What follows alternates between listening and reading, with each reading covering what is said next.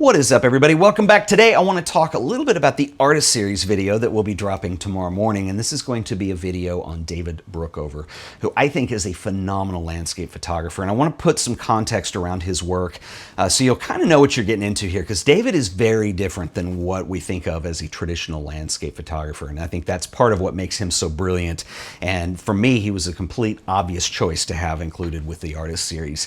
And landscape photography, I think, is tough, and one of the reasons I think it is hard is because it has been part of the canon of photography throughout the entire history. With the invention of photography, those early emulsions were so slow in terms of light sensitivity that it was really difficult to shoot with. So the obvious choice was to do stuff where you could shoot in daylight, so landscapes of either an urban context or some kind of rural context. And that's been a huge part of photography, not only in the art side of photography, but documentationally. What people are able to record doing that with not only cities, but also landscapes and countrysides, and how we've observed that change over the years since we have had access to photography. And so this culminated, I think, with Ansel Adams when he came along. And Ansel, it's interesting to look at him with the eyes of being a modern photographer now, to look back at Ansel, but when he came out, he was very progressive. It was this entire divorce from pictorialism and all the other types of photography into the straight photography, and with Group F64 and all that. And not only from an artistic standpoint, but also from a technical standpoint. He and Fred Archer did an enormous amount of work with the zone system, which was a way of capturing with black and white film a very printable negative that it was able to deal with very high contrast or low contrast. So you could manipulate that with temperature, with development time, and then by using what he referred to as zones within that grayscale and knowing how to use those. And those are techniques that are still used by film photographers today, and that was amazing. I think as a result, though, Ansel Adams set this bar that everybody gets compared to. When you do black and white landscape photography, it draws this comparison to Ansel Adams, and I think that's one thing that makes it difficult. There have been people who have come along who have really had their own voice and put their own stamp on it. One of the most obvious to me would be somebody like Michael Kenna, particularly with some of the choices of landscape that he's done. A lot of his work in Japan, for instance, and Michael Kenna has a very different approach. It's high contrast. He shoots at night. It's very different than Ansel Adams was. But I think as a result of the popularity of Kenna, that makes it even more difficult, because those are the two poles there that on the continuum of comparison, is that you're going to do work that's going to get compared to one or the other.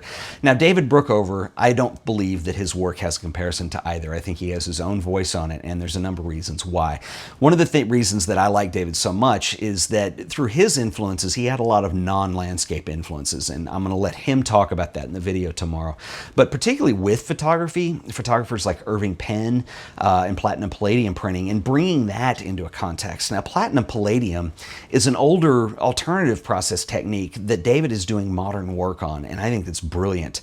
I think his willingness to be flexible and versatile with the mediums that he chooses to print on is another big deal as well. Now, David does not do his own printing, but he does work very closely with a studio out of Flagstaff, Arizona called Hidden Light. And what was really cool is when I went out to Jackson Hole to do this interview, he flew the guys from Hidden Light up as well. Actually, they flew themselves. One of them is a pilot. They were awesome and total characters, and I really had a good time hanging out with them. It was like everybody was old friends. It was a lot of fun. But anyway, I have some of them in the video as well, so they're able to talk about some of the processes, because David works in silver gelatin, he works in platinum palladium, he works in bromoil. There's a wide variety, and then why you would choose a specific process to get a specific look. And then some of the more recent work that David's doing, really starting about the time that we filmed this, and some of the work is in there, we recently put it in, I think is some of the most progressive still life, botanical and study types of work that I've ever seen. And he uses some non-traditional medium of platinum palladium, and then using things that are outside rectangular or square format. Anyway, I'm going to let you guys see that tomorrow. But David, he's a hero of mine. I'm very happy and proud to call him a friend, and I think you guys are really going to like this video. So anyway, this will be dropping tomorrow tomorrow morning. One thing that I want to stress on this, first of all, subscribe and hit the little alarm bell if you haven't already so you'll know when these videos come out. That's one thing. The second thing is I'm not in the artist series videos. I am behind the camera and I let the artist be at center stage.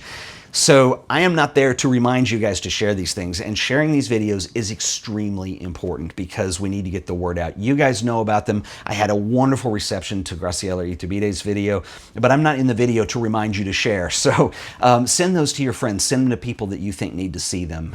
They are an intense labor of love. They were crowdfunded by you guys, so they belong to you. And so really getting the word out to get eyeballs on these and share them, I think, is the most important thing I can possibly say. And you're going to get so tired of hearing me say that over the next 4 weeks here as we release the rest of season 2. But anyway, I'm super excited about this. David's a great guy, and I think you are really in for a treat. You're really going to love his work. He's phenomenal. So anyway, that will be tomorrow. So if you've enjoyed this video, please remember to like it, share it, subscribe to The Art of Photography. I will see you guys in the next video. Until then, later.